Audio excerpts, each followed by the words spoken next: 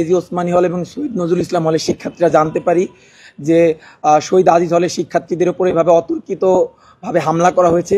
ঠিক তখনই আমরা তড়িৎ গতিতে শহীদ নজরুল ইসলাম হল এবং এজি ওসমানী হলের শিক্ষার্থীরা তাদেরকে উদ্ধার করার জন্য এগিয়ে আসার চেষ্টা করি। আমরা যখন পলিটেকনিকের লতিফ ছাত্রাবাসের সামনে আসি, ঠিক তখনই পলিটেকনিকের লতিফ ছাত্রাবাসের শিক্ষার্থীরা আমাদের ওপর অতর্কিতভাবে হামলা করে এবং হামলার বিষয়টি যদি আমরা লক্ষ্য করি তাহলে স্পষ্টভাবে সেটি প্রতীয়মান ছিল যে এই হামলা অত্যন্ত সুপরিকল্পিত, পূর্ব নির্ধারিত এবং উদ্দেশ্য প্রণোদিত ছিল।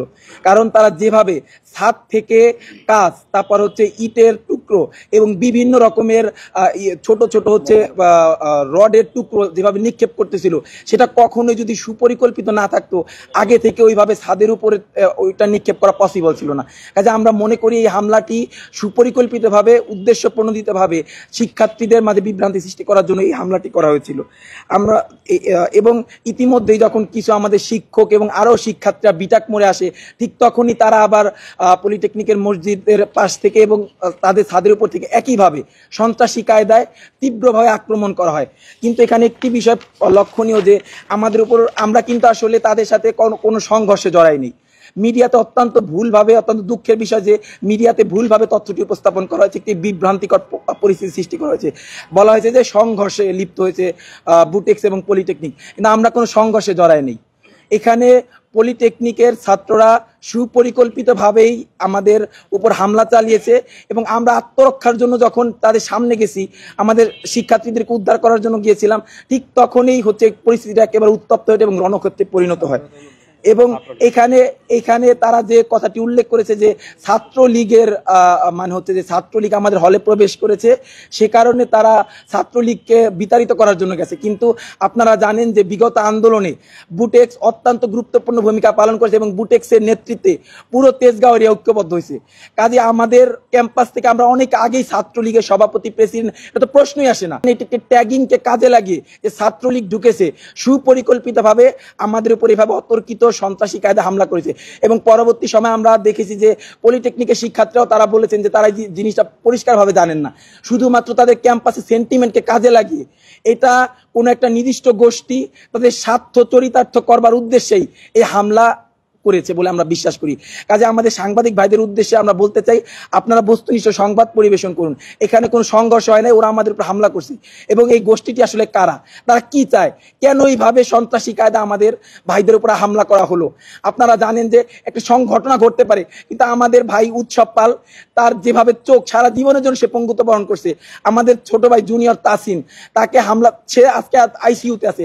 আমাদের অসংখ্য শতাধিক শিক্ষার্থী ঢাকা মেডিকেল থেকে শুরু করে জাতীয় চক্ষু বিজ্ঞান ইনস্টিটিউট, সরকারি বেসরকারি অসংখ্য হাসপাতালে তারা ভর্তি আছে। আপনারা গিয়ে দেখতে পারেন তাদের কি মুমূর্ষু এবং করুণ পরিণতি এবং পরিস্থিতিতে তারা হয়েছে। আপনাদেরকে বলতে চাই যে আমরা পড়াশোনার জন্য এখানে ভর্তি হয়েছি। কাজে আমাদের উদ্দেশ্য কিন্তু মারামারি করা নয়। কেউ যদি আমাদেরকে ইচ্ছাকৃতভাবে, পরিকল্পিতভাবে এভাবে হামলা করে, সেই আমাদের আত্মরক্ষার দায়িত্বটা কিন্তু আমাদের আছে। কাজে আমরা কোনো হামলায় জড়াই নেই। আরেকটি বিষয় এখানে খুবই গুরুত্বপূর্ণ এবং লক্ষণীয় যে আমাদের সেনাবাহিনী এবং পুলিশ এই পরিস্থিতি দেখে যখন তারা এখানে এটা নিয়ন্ত্রণ করার জন্য আনে, নতুন দুঃখজনকভাবে পরিস্থিতি ঠান্ডা হওয়ার আগেই সেনাবাহিনী এবং পুলিশ এই স্থান ত্যাগ করে। আমাদের দেশের আইন শৃঙ্খলা রক্ষাকারী বাহিনীর যে দায়িত্ব, নৈতিক দায়িত্ব যে আমাদের আইন শৃঙ্খলা পরিস্থিতি স্বাভাবিক রাখা, কিন্তু পরিস্থিতি স্বাভাবিক হওয়ার আগেই তারা সেখান থেকে চলে যায় এবং পুরো রাতটি অত্যন্ত আশঙ্কার মধ্যে আমাদের কাটাতে হয়।